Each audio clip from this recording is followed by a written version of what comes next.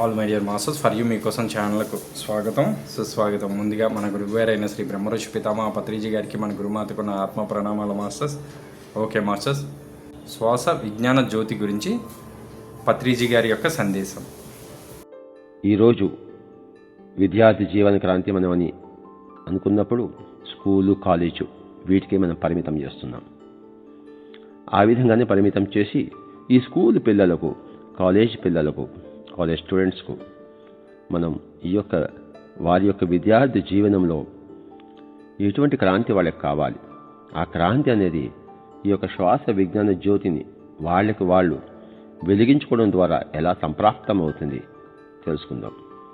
విద్యార్థి జీవనానికి కావాల్సింది ఏకాగ్రత, పట్టుదల, జ్ఞాపక శక్తి,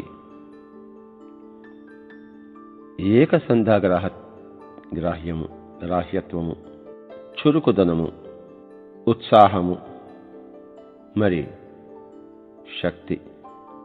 ఇవన్నీ కావాలి విద్యార్థులకు.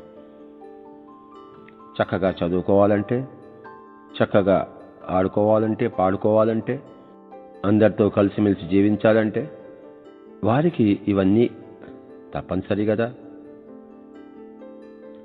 చిన్నప్పుడు ఎంతో ఉత్సాహం ఉంటుంది, శక్తి కూడా ఉంటుంది సహజంగానే.